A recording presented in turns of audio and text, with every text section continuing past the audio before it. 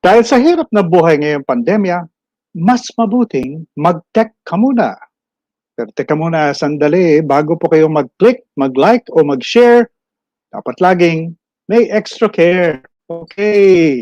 Magandang gabi po mga kapatid. Okay, at ako po, Simon Isberto, at welcome na naman sa isang bagong episode ng ating programang Tech Kamuna. Napapanood po tayo ng live sa 1PH Signal TV, Channel 1, at we can also be watched live and on demand sa Facebook page at YouTube channel ng 1PH.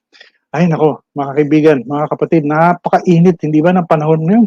Kanina, naliligo ako, para akong pinapawisan habang naliligo. Pero seriously, sa mga ganitong panahon na napakainit, please, reminder, no? Uminom po tayo ng tubig tuwi-tuwi na.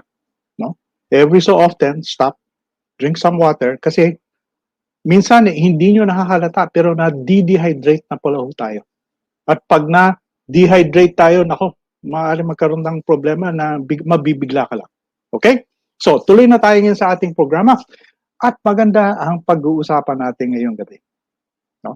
Kasi, agree ba kayo na halos lahat ng bagay ngayon ay isang click na lang sa ating gadget? Pagkain, damit, gamit sa bahay, pati na iba't ibang mga serbisyo, pwede mo nang makuha online. Kaya ngayon, napakaraming mga kumpanya, hindi lang dito sa Pilipinas, sa buong mundo, ay talagang nag-o-online na sila. Okay? Now, anong ibig sabihin ito? Kung nag-o-online, paano pa ito ginagawa? Okay? So, ang pag-uusapan natin ngayon, how are companies dito sa Pilipinas shifting to digital? Okay? Ano ang kakailangan nilang gawin?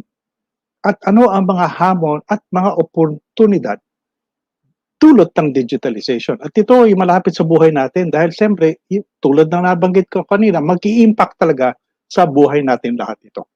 So, titignan natin itong problema. We have two guests, no, who will give us two different perspectives on this topic. Magsisimula tayo with a case study. Isang example ng isang kumpanya nag-shift, no? Gumagawa sila ngayon ng digital shift. Kung ikaw ay isang customer ng Meralco, siguro kilala na niyo itong kumpanya na ito. Dati ang pangalan po nila ay Bayad Center, pero very recently, siguro mga 1 or 2 months ago, mga early this year, binago nila yung pangalan nila, binago nila yung logo. At sinabi sa publiko that they are going to shift, magiging mas digital sila. Ang unang guest natin, matagal ko nang kilala ito eh. Matagal siya nagtatrabaho sa larangan ng financial services, digital financial services. Dati, he used to work, if I recall, in Smart. Doon kami nagkakilala. Kasama siya doon sa team, no, na nag-develop at saka nag-launch ng Smart Money, ang kauna-unahang mobile money wallet sa buong daigdig.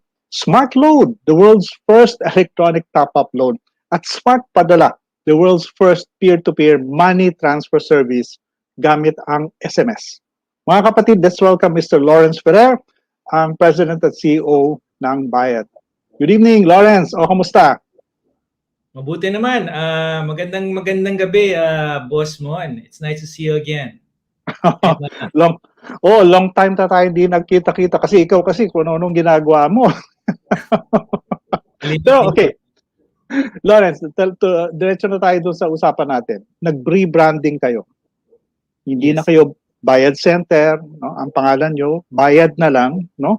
Gusto niyang maging digital. Pero hindi ba ang dami-dami na inyong Bayad Center na over the counter? Bakit gusto niyo pa mag-digital? Okay? Right.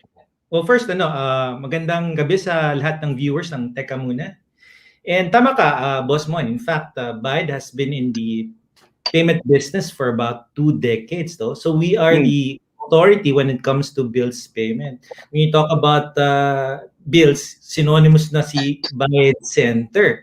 No, so I mean, this has been ongoing for the past 2 decades, and we want to be known more than just a physical stores. Yes, that's our core business previously, but we also have what you call Bayad partners. So yung mga Bayad partners namin are those that are also doing bills payment for the like yung mga physical stores, for example, Robinsons, Shumart, pawn shops like Palawan. You also Oh. have yung mga sari-sari stores supported by grocery and True Money, no? And even Smart Ka Partner. Even digital scale, tama? Di mga digital channels natin. If you look at their bills payment, Grab, you look at Paymaya, GCash, we support their bills payment. So Buy is at the core of their bills payment. So that's one. So we want to be known to be not just a Buy center outlets lang, but a brand that covers both physical and online, no? And last but not the least, we want to be known as a younger brand. Tama, ika nga.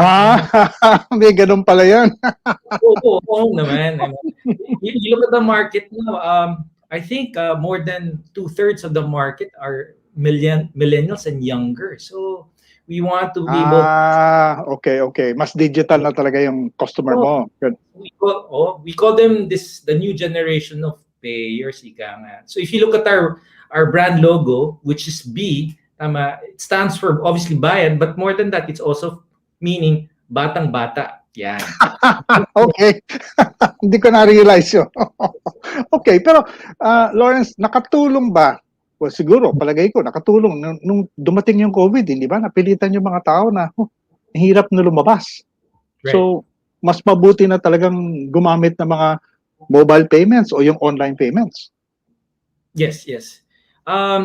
So, totoo lang, yung pandemic really affected our business. Kasi, as I pointed out, ang core namin is really physical store. So, we really had to take a look at what can we do to be able to sustain our business, which happens to be going digital, no?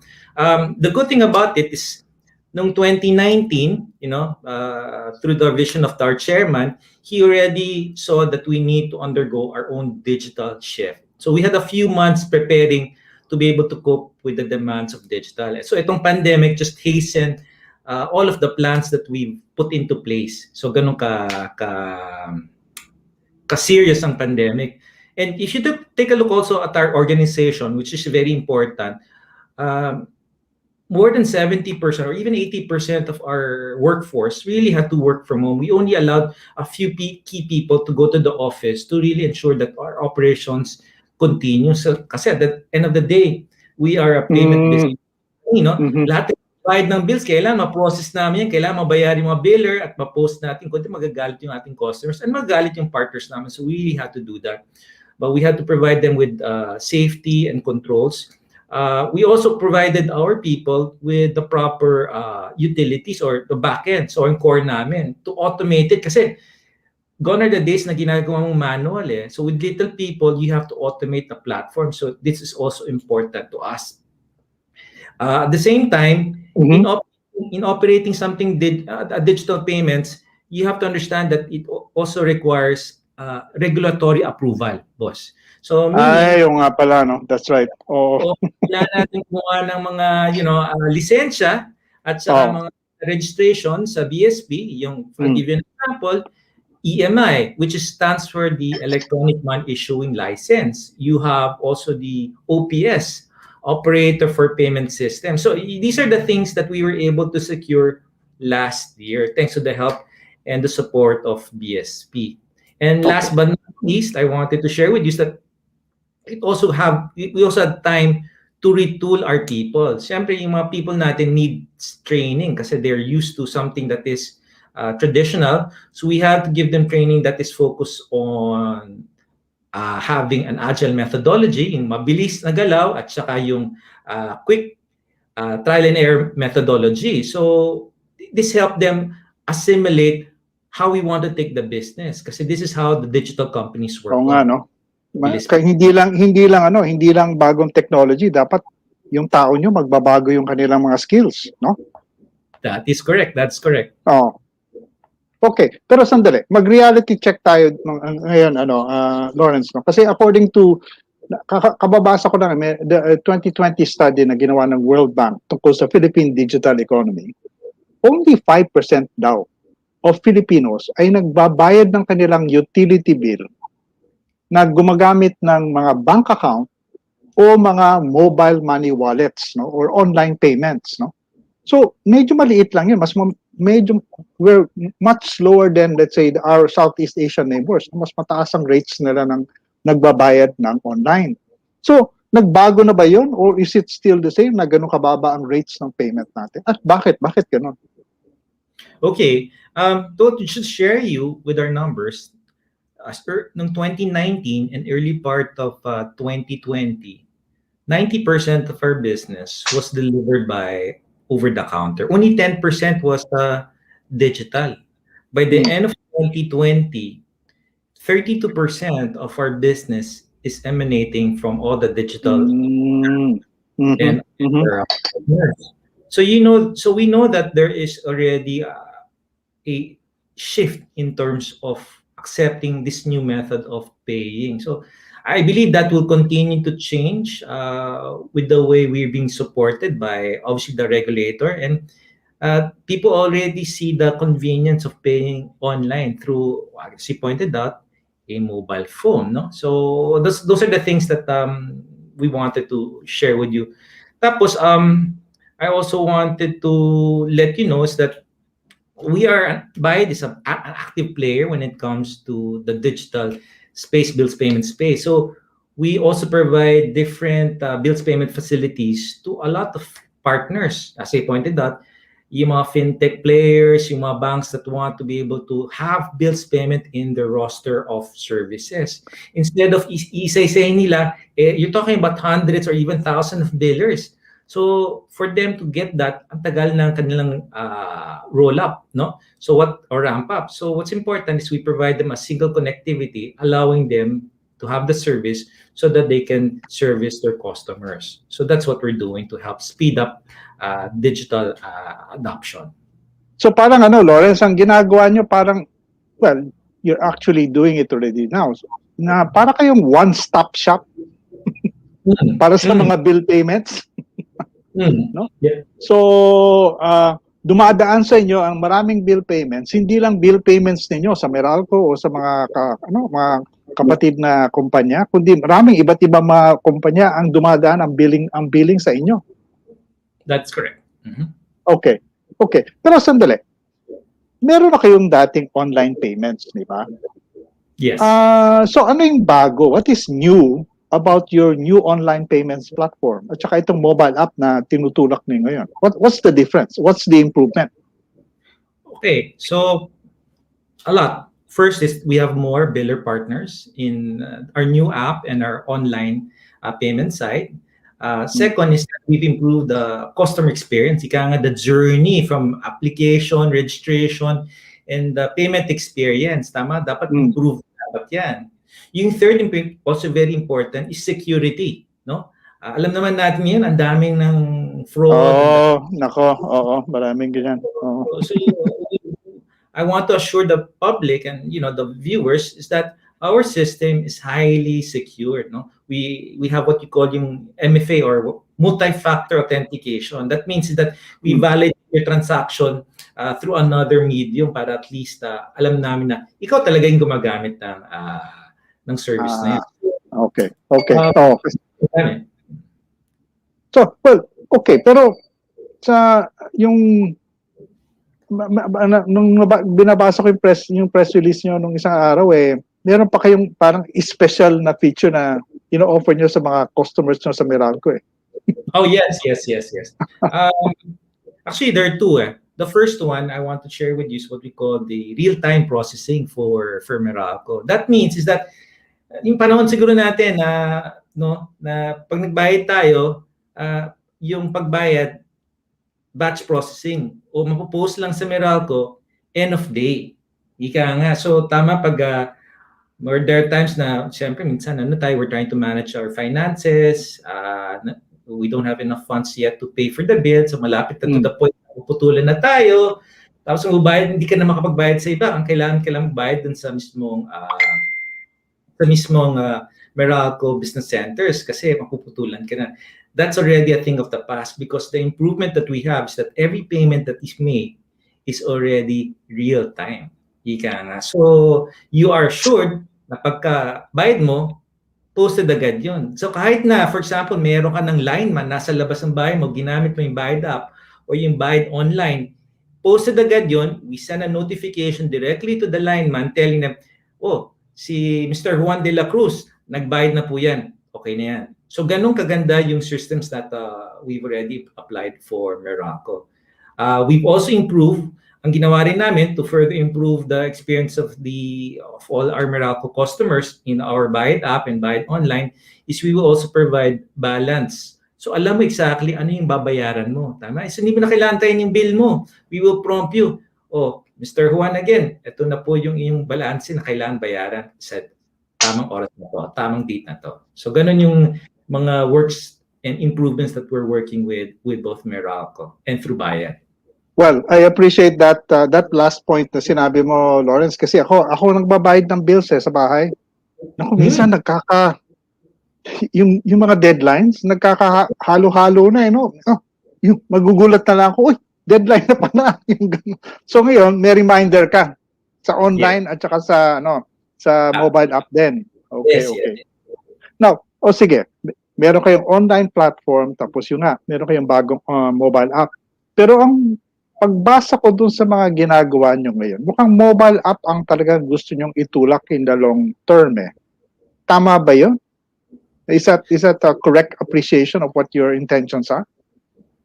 Well, we as I pointed out earlier, is that we see that the market has already accepted digital payments, no? In fact, as I pointed out, a lot of people, the new generation of players are now the young ones, no? So they will eventually accept that they want it conveniently, safe, and practically immediate. So what better way to propel this type of methodology of payment through the use of your own phone, yung mobile app, no? So we are also improving our online space. So those that would want to use their credit cards, pwede sa Bayad online. But I also want to make sure and guarantee that those that are going through our stores, the Bayad centers, are still there. Tama? I mean, we will continue to expand. We will continue to add more outlets kasi I think the Philippines is not fully ready to embrace a fully digital environment. It has to be a combination of physical stores as well as online presence. So andun tayo So sabi nga nila, as I pointed out earlier, kahit mga sari-sari stores, saan tayo namimili, pwede rin din sila tumanggap ng bills payment. We've powered them as well. So you have the convenience of using your mobile phone. Pwede rin kang pumunta sa malapit na tindahan para magbayad ng bill. Ganun ka-convenient ang services ng Bayad. Pero Lawrence, hindi lang ata bill payments ang kinahabol nyo ngayon, hindi ba? So aside from bill payments, what other services are you now considering, if not already, offering sa Bayad Center at saka dyan sa mga online applications or mobile applications ninyo? Right. So hindi, so sabi nga, samot-sari ang aming mga produkto, no? So aside from bills payment, you can also purchase e-load. So we support all the telco loads, even the new one that is coming on board. So pwede ka nang bumili ng prepaid load. Meron pa kaming mga other products like remittance. Kung gusto mo magpadala, we have Western Union connected with us, we have Smart Padala, and the major ones are already capable of accepting through our Bayad centers. So meron din kaming insurance. So yung mga gusto bumili ng insurance, particularly now, people want to be assured baka pagkasakit sila. So we also sell insurance. So we also have withdrawals and payout, ika nga. So yung mga umuutang dyan sa mga malalaking mga digital companies that offer loans, ang payout through Bayad Center. So again, our intention is we provide solutions to different companies for receiving and sending money out. That's what we want to do.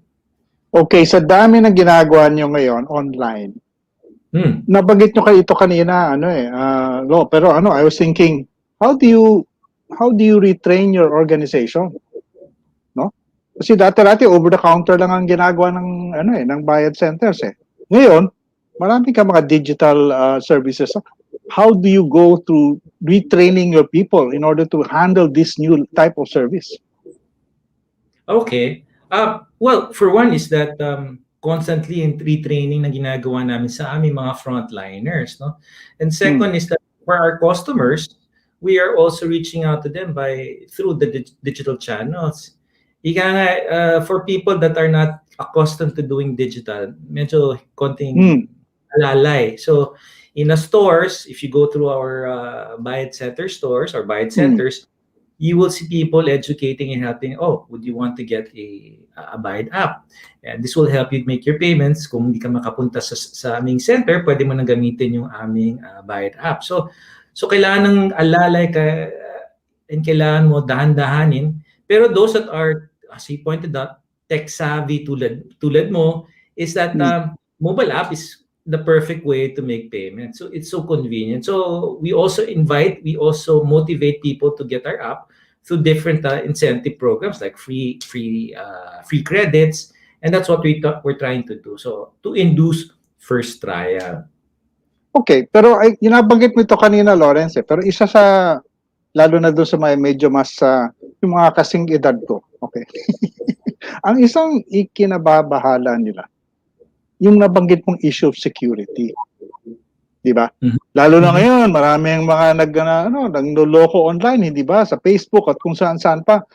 How do you reassure ito lalo na yung mga elderly customers nyo na yun ang mga pumupunta sa Bayad Center? Na sige, kung mag-online kayo, magiging safe or secure yung yung transaction ninyo. How do you assure the public about that? Okay. One is that we assure them by ensuring that all of the transactions that we immediately process are provided with a receipt. So may notification palagi yun. And we also improve our way of communicating to the biller para immediately posted yun. We also create, sabi nga nila, yung mga fraudsters, maglagay ka ng security, the next day, may bago na naman. So totoo lang, that's how the people work on. And I'm very happy and proud that we have a very, very strong security team in Bayad and in Morocco. They constantly look at new threats, no, and improve the way we handle these type. We also wanted to also share with you is that each of the employees are really aware of the security. So we make sure that we reach out to customers. If there are complaints on Facebook, proactive kami. Kasi makikita mo even they use Facebook as a means to defraud people. Yung parang, sabi nga nila yung mga budol-budol, ika nga, magbayad ka dito, I'll give you a discount. Pero sa totoo lang, that is not allowed. We do not give any discounts when you pay your Meralco bill. So this is something that we're trying to prevent. So we educate them immediately. Pag nakita namin, pinapasara namin, we investigate and we prosecute. So we wanted to make sure that this is a constant process that we are undergoing day in and day out. Tuloy-tuloy yan. Okay. Ano ang pinakamalaking challenge that you've faced so far in this process of digitalization, Lo, no? Is it technology? Is it tao? Yung organization? Kasi pag you know how it is, di ba? Pag meron kang binabago sa sistema, may resistance, no? Ay, mas kasi nakasanayan ko na yung mga dating work style o dating proseso. So how do you overcome? Ano yung mga problemang kailangan i-work out para ma-push talaga yung pag-digitalize ng kumpanya? Okay. Well, based from my own experience, sometimes there will always be what you call resistance inside, tama. If you're used to it, first thing is you want to say, tama naman ginagawa kong proseso eh. Why do I need to improve? No? So the way I handle things is that it's important that they appreciate where we're taking the business. The vision has to be cast. The vision of ensuring that the company is sustainable. No? At the end of the day, we're making sure that their livelihood is protected. I mean, sasabihin mo sa kanila, ginagawa natin is para sa future. Okay? Yes, may konting masakit muna yung konting changes. So I guess I'm pointing out that it's also a culture of change. No? We have to imbibe a culture of change for the people working. So that's one. Second is it's also about the platform. I believe that because of the way disruptive technologies are constantly being invented, we have to adapt. No, we have to choose which one is better for us. Okay, so with Bayad, I just want to share with you is yung foundational infra namin, yung core namin when it comes to bills payment and modular services is something that we are trying to ensure its robustness, its sustainability. Ika nga, uh, kailangan 100% yung sistema. Okay? Kung wala Oo yun, nga. Oo nga. Hindi pwedeng hindi 100%, di ba? oo, Magrereklamo ang tao. reklamo kasi we're in the process of moving money, tama? And Oo. di man namin pera yan, pera ng tao yan, pera ng mga ating mga kababayan eh. So when they pay hard-earned money. So we have to make sure it's reliable and we have to have redundancy. So yes, we're investing. So medyo masakit ng konti kasi we're investing on technology, we're investing on platform. But it's really to protect the customer and the customer's interest in mind. So that is what we're trying to do. So it both Okay. mind, culture, and the technology. Okay. Sige, Lawrence. Now, we're gonna take a break right now and please wait. Stand by muna kasi we'll bring you back later on for the Q&A session or later on in the program. But in the meantime, mga kababayan, mga kapatid, stay with us. We will be right back.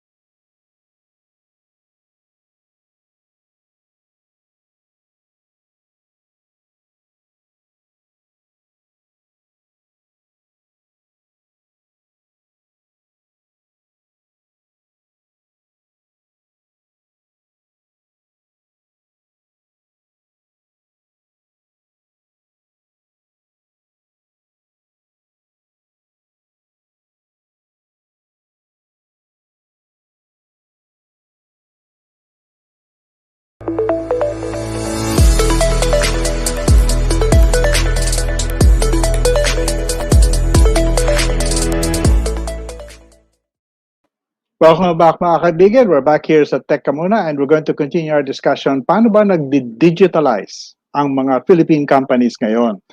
This time, we'll take a look at this question from a broader view, hindi lang isang kumpanya, pero ano bang nangyayari sa mga iba't ibang mga industries, mga malalaki at saka maliliit na kumpanya dito sa Pilipinas? How are we doing as a country dito sa digital transition ito? Ang ating guest ngayon, isang eksperto sa IT industry. Marami na siyang natulungan na kumpanya para pagdating sa digital transformation. Siya po ang founder and CEO ng isang kumpanyang tawag ay Hungry Workhorse. Ewan ko lang kung bakit yun ang naging pangalan. Isang digital and culture transformation consulting company. Siya rin po ay chairman ng ICT Committee ng Financial Executives Institute of the Philippines at nagre-lecture po siya, nagtuturo po siya sa De La Salle University. Ang ating guest, si Mr. Reynaldo Lugtu Jr., CEO and founder of Hungry Workhorse. Ray, good evening. Thank you for joining us. Yes, good evening, Mon. No? So I'm happy to be here. No? Thank you sa invitation. No? Okay, I suppose nakinig ka na dito doon sa conversation namin kanina ni Lawrence, no? So, but let's bring it up to larger picture, no?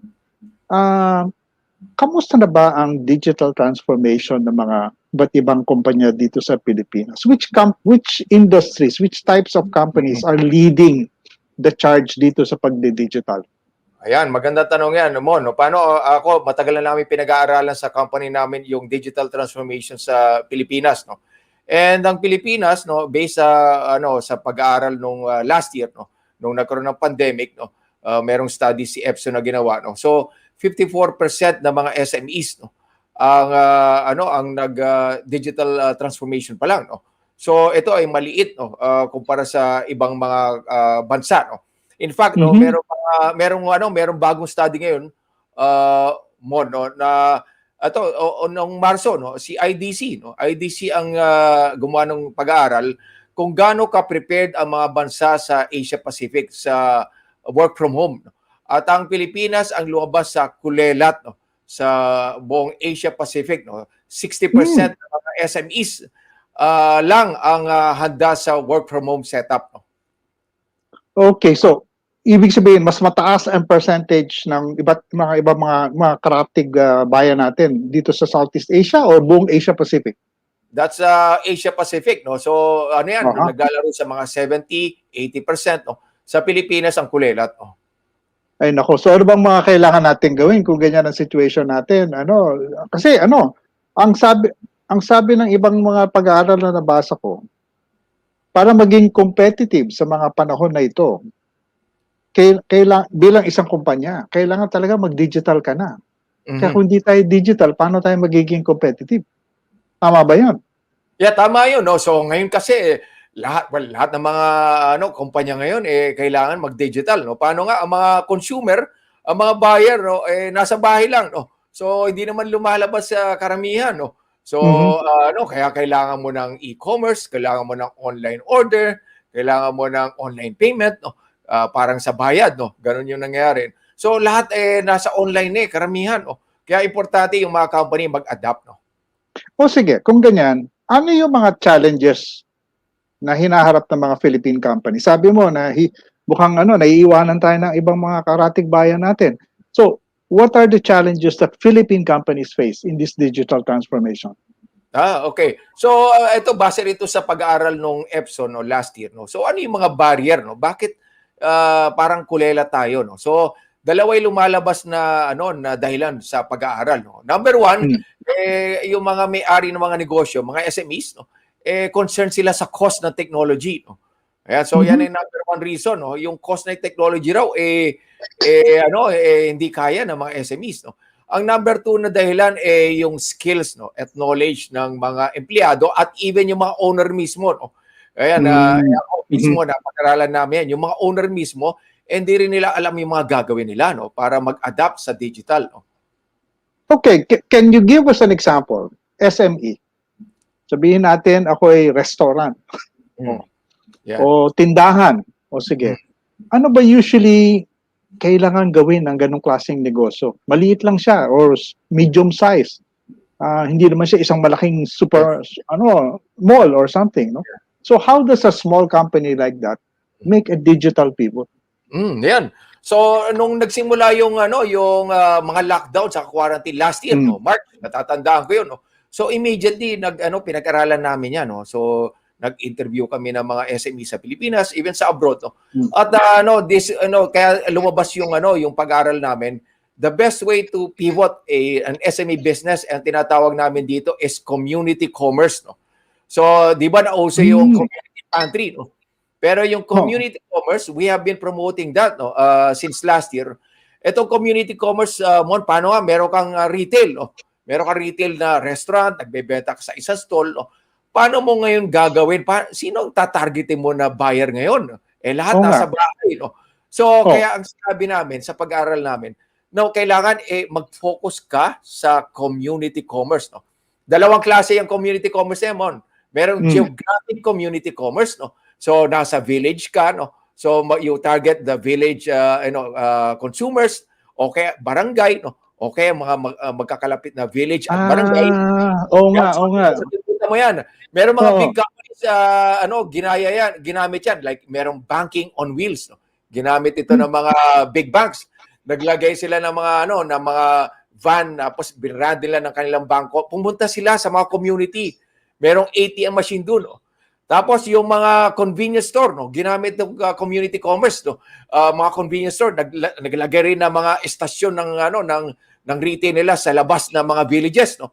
Paano nga yung mga consumer nasa bahay lang, no? So isa yan, no, that's geographic or physical community commerce. Makikita mo yan sa mga community, they are gathering their goods produce, no.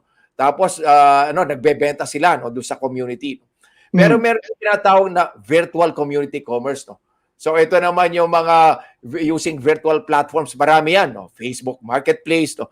Even Viber communities, no. merong mga virtual community commerce. Tapos meron ding hybrid community commerce. They are combining physical and digital. No? Mhm. So Mhm. nakita natin ito sa mga ibang mga restaurant and mga food business. Meron silang ina-announce sa isang community, kunyari sa Parañaque, Mandaluyong, meron silang Facebook page. Tapos they will ask the consumers to select kung ano yung bibili nilang pagkain, and then they will be delivered through a van. No? So merong van na mga lumalabas pumupunta sa mga lugar para kunin yung mga pagkain. So ang tawag natin diyan is hybrid community commerce. So matagal na namin since last year pinopromote ko na tong ganitong model sa mga SMEs. Paano nga ang ginagawa ng mga SMEs ngayon they set up their online business pero targeting everyone. And maingay ngayon sa maingay, noisy ang Oo. online business ngayon, noisy. So kailangan mag-focus ka sa market mo. And ang prescription ko lagi diyan mag-focus ka sa community commerce. Kasi hindi lang existing businesses 'yan, hindi ba Ray? Kasi yung iba halimbawa nawalan ng trabaho, no? Nagtayo ng sariling nagluluto sa bahay. Di ba? Yeah. Nagpo-post sila doon sa mga iba't ibang mga Facebook sa mga villages o sa mga barangay. Right. Nagbebenta ako ng ganitong klaseng lutuin. So, Yes. pero ano yan? Ang tanong ko, sa tingin mo ba, Ray, sabihin natin na humupa nitong pandemic, mawawala na ba yan o mananatili pa ba yung ganyang klaseng negosyo? Ako, ang forecast ko, mananatili ito. Bon, paano nga? Itong pandemic na to, ang forecast nga rito, this is a decade. No? Di ba? Magkakaroon ng mga bagong variant. No? Kailangan magkaroon ka ng vaccination every year. No? So, yung retail na alam natin, hindi na babalik yun. No? So, magkakaroon niya ng combination ng online physical. No? So magkakaroon ka ng online and physical presence. Yung physical presence, nangyayari dyan, parang pick up na lang yan or delivery. So ang sinasabi mo, ang forecast mo, Ray, hindi na tayo babalik dun sa dati. Hindi na. It will take us a decade to totally change this. Marami ng pag-aaral dyan, So even yung World Health Organization, marami mga organization sa buong mundo, sinasabi nila itong sitwasyon ng buong mundo it will last 7 or even 10 years. Kaya importante nga yung mga negosyo pag-isipan na itong sitwasyon natin, work from home, mga online business, this is going to be permanent. Okay, sige. Meron akong gustong tanong sa iyo, Ray, kasi meron akong nabasa dito and I was wondering anong perspective mo dito sa mga issue nito. According to isang study ng World Bank, ang isang hamon or challenge or limitation ng mga, lalo na ng mga SMEs dito sa mga online businesses na ito, ay yung issue ng logistics. Kasi halimbawa online ka, di ba? Pero kahit online ka, yung binibenta mo kailangan gumalaw. Kailangan siyang ma-deliver, no? At ikaw, kung kailangan ka, bibili ka ng materyales para makagawa ng produkto mo, ang Pilipinas daw medyo nahuhuli sa logistics. Mahal daw ang logistics natin kung i-compare sa ibang bansa. Kasi ang nakita kong figure, 27% of sales ang cost ng logistics sa manufacturing dito sa Pilipinas. Sa ibang bansa, 21% lang sa Indonesia, 16% in Vietnam, 11% in Thailand. Mas mura sila. Totoo ba yun? I mean, anong observation mo dyan? At saka ano bang pwede natin gawin para maayos? Kasi, kumbaga, naka-online ka, pero kung hindi mo ma-deliver, ay wala rin, di ba? Yes. Tama yun mo, yung study na yan, lumabas yan noong, I think, 4 years ago. At pinag-aralan na rin namin to. In fact, ito yung dahilan kung bakit ang e-commerce business sa Pilipinas kakarumpot compared sa Vietnam. Lagi ko kino-compare kasi ang Pilipinas sa Vietnam. Paano? Halos pareho tayo. Halos pareho yung population natin, GDP. Pero ang Vietnam, ang e-commerce size ng Vietnam times ang laki compared sa Pilipinas, no? At makikita mo ron, merong correlation ang logistics cost dito, no? Tama yung sinabi mo, no? Ang logistic cost sa Pilipinas is 27% of sales, no?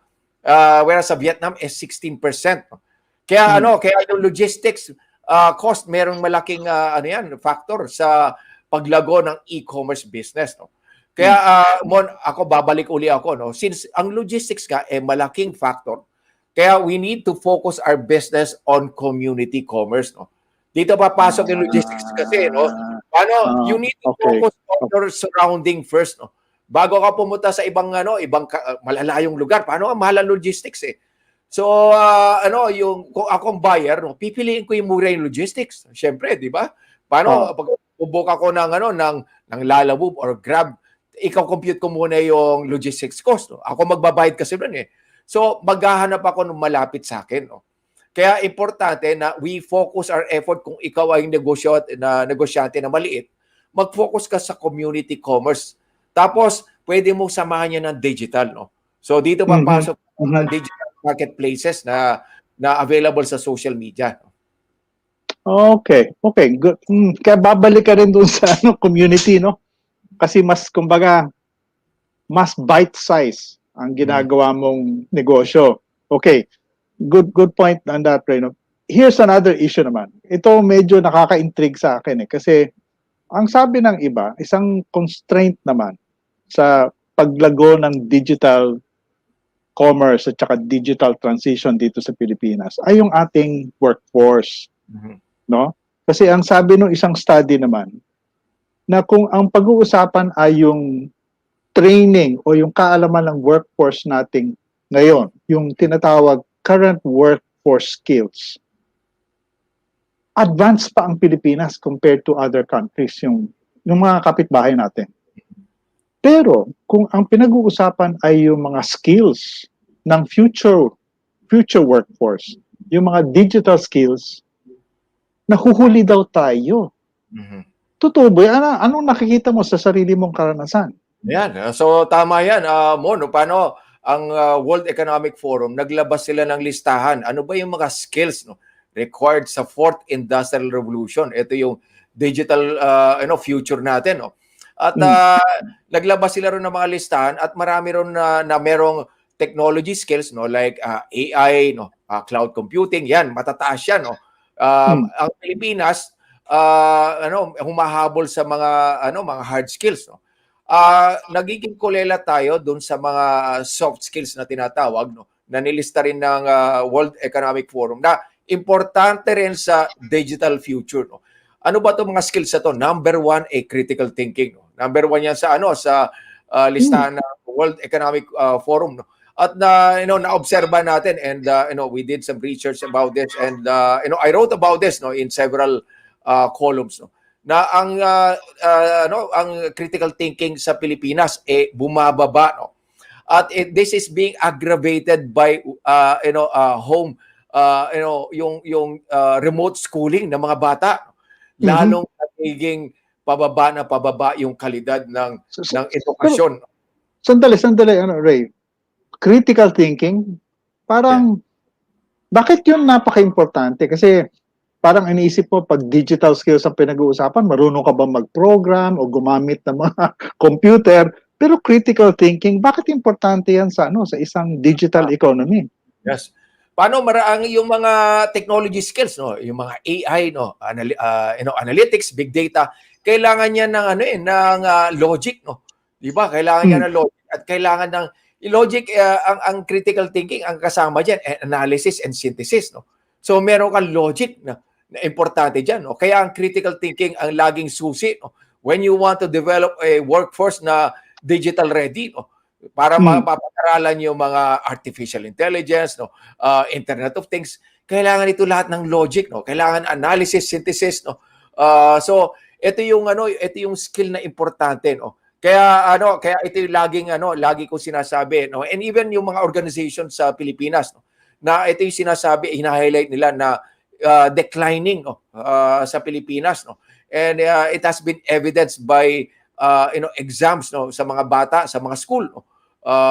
bumababa ang standard natin sa mga exams sa mathematics, science, globally, no? Because of the critical skill na critical thinking skill, no? Okay, let me pursue yung point mo ng soft skills, no?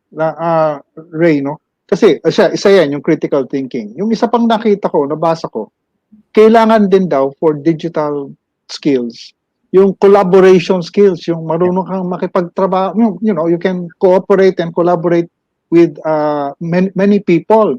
Paano naging importante yan sa isang digital economy? Ha? Tama rin yan. Collaboration, nasa listahan din yan. In fact, nasa listahan yan ng Google study, no? World Economic Forum study. No? Yung collaboration, importante nito sa digital, no? Digital future. No? Paano nga, when you collaborate, you acquire more knowledge. No? Alam mo, nung nagkaroon ng pandemic, no? Nung nagkaroon ng pandemic, nagkaroon ng lockdown, no? Yung collaboration nakatulong, no? Nakatulong sa mga scientists, no? Sa mga scientists, no? 'Di ba nung unang month ng lockdowns yung Australia na discover nila yung structure ng COVID. Tapos nagkaroon sila ng sharing, sinare ito sa maraming scientists sa buong mundo. Kaya mabilis ang development ng vaccine. Naging mabilis compared to 10 years of research and development. And this is because of collaboration. Gano'n ka-importante ang collaboration sa digital age. Gagamit ka rin ng technology sa collaboration. Hindi lang to, siyempre magagamit ka ng mga tools na digital, no? Gagamit ka ng mga how you share this data, no? So collaboration is an important skill as well. Pero tinuturo ba ito ng mga eskwelahan natin ngayon? Systematically napapasa ba ito sa mga kabataan natin? Kasi kung gano'n ka-importante ito mga skills na ito, importante na yung mga eskwelahan natin na ituturo itong mga skills na to. Sad to say, no? Hindi, no? Siguro, ikaw, nung nag-aaral tayo ng elementary, di ba, we are rewarded pag tama yung yung sagot natin. Pag nag-memorize tayo, tinanong tayo, nag-memorize, di ba? Sinagot natin tama yung tanong ng teacher. No? The method of teaching sa Pilipinas rote learning. Ito yung memorization. No? Nakita ko sa mga anak ko, no?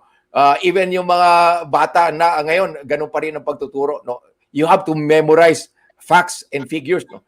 Hindi tinuturo kung paano ka mag-analyze, mag-synthesize, mag-collaborate sa mga mga estudyante, mga kaklase at ibang mga estudyante sa ibang eskwelahan. So hindi yan mga tinuturo mo. Ay, nako.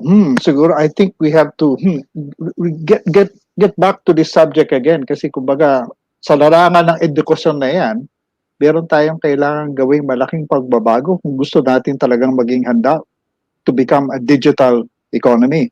Okay, pero sige, I think we're gonna have to take a break in a short while. Pero Ray, before we do that, can you summarize itong mga basic points na sinabi mo na anong dapat gawin ng isang SME o isang kumpanya, no, kung gusto niya mag-adjust dito sa bagong sitwasyon? Ang isang sinabi mo yung community community commerce. Community commerce. Yun ang isang strategy na sinasabi mong pinaka-angkop sa kakayahan at saka sa sitwasyon ng maraming kumpanya. Tama ba 'yon? Tama 'yon, Mono. So, again, community commerce konsepto na binuo ko galing sa marketing concepts, di ba? Sa marketing kailangan may focus ka, no? So dahil nga pandemic, no, yung mga consumers nasa bahay, mahal ang logistics pag malayo mo dineliver, no. So mas mabuti, mas lalago yung negosyo mo, mas masusustain mo yung negosyo mo pag nag-focus ka sa community commerce, no. And again, yung community commerce pwedeng physical yan at combined with digital, no. Right? So ang technology ngayon, punta tayo sa technology. Paano isa sa mga reason bakit hindi gumagastos ang mga Pilipino business owners? Ang technology mura na ngayon. Marami na technology na mura, no? Nasa cloud na lahat. No? So importante na pag-aralan ng mga owners yan. No? Okay, sige. Okay, we're gonna take a break, Ray, kasi after the break, we'll bring you both back, si Lawrence at saka ikaw, to answer questions from our viewers.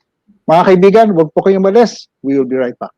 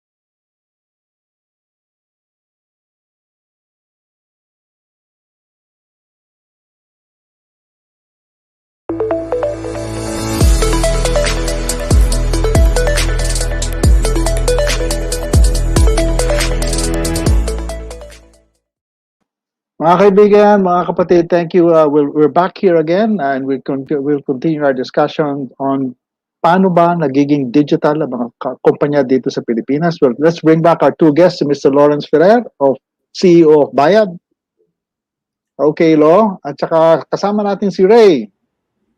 Yung dalawang yan, magkakilala naman na yun eh. Hello, Lauren. Okay, kamusta? Okay, meron tayong mga tanong. We're getting questions now from our televiewers, no? Ito, nagpipick up doon sa last point na pinag-uusapan natin kanina, Ray, no? This is from Lloyd Policarpio. Saan po ba nagkulang ang mga eskwelahan natin pagdating sa critical thinking? Bakit hirap na hirap pa rin po ang mga Pilipino mag-distinguish ang facts sa opinions? Ayan, Ray, ano gusto sabi mo dyan? alam mo, tama yan. Yung fake news kasi, isa yan sa mga, mga evidence na mababa ang critical thinking na sa Pilipinas. No? Isa tayo sa mga bansa na naniniwala sa fake news. No? So, again, paano nga, nagsisimula ito sa eskwela. No? Again, ang method ng pagtuturo kasi memorization. No? Siguro kayo, no, mga nakikinig rito, nanonood, no? You were rewarded no, nung pag nag-memorize kayo. No? So ganyan ang method of teaching, no. Mag-memorize ka, you are rewarded, no? Pero it doesn't develop critical thinking skill, no. Yung critical thinking kasi yan natututunan yan when you're structured play, no. Ito sa ibang bansa may mga structured play na ginagawa, no. When you are exposed to environments, no. Lumalabas kayo, nakikita niyo yung environment sa labas, no. So when you're being exposed to a lot of concepts, no, argumentation, no, debate, no. Yan yung mga mga paraan para mag-develop ng critical thinking skill. Okay, sige. Thank you, Ray. No, let's go to another question naman. This is from Ike Pagao Arboleda. Subscribers pay the exact amount of their bills. So how does Bayad Center earn? If by percentage, how much do you get? Kumbaga, in short, I think, Lawrence, this is yours, no? What's your business model? Paano kayo kumikita at masustain yung negosyo nyo? Yep. So in our case, it's quite simple lang eh. What we do is that lahat ng mga billers that have used our facility, they give us a fixed transaction fee. It's a small amount that we're able to share to our reseller partners. So don't worry. In other words, pag nagbayad po kayo sa mga biller nyo, tamang eksaktong amount yan, isang biller po nagbibigay po sa amin ng konting fee na sinishare po din namin sa aming mga resellers. Okay. Sige. So kumbaga it's an arrangement between your biller partners at saka kayo. Ganon. Yes. Okay, here's a follow-up naman still with you, Lawrence, no? From Luke Ibanez. May incident po na hindi na-credit ang payment ko sa isang app. Tapos ang tagal bago nabalik yung pera. Paano po ang proseso sa inyo kapag nagkaroon ng ganitong klaseng problema?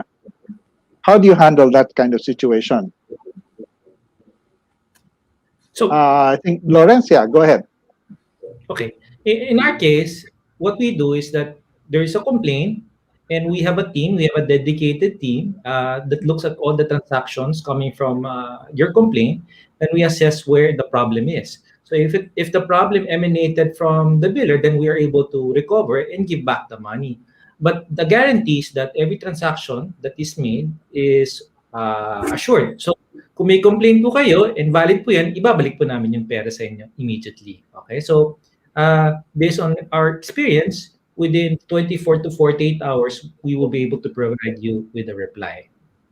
Okay. Sige, thank you, Lo. Ito naman, here's a question for both of you. From Luis Bernardo.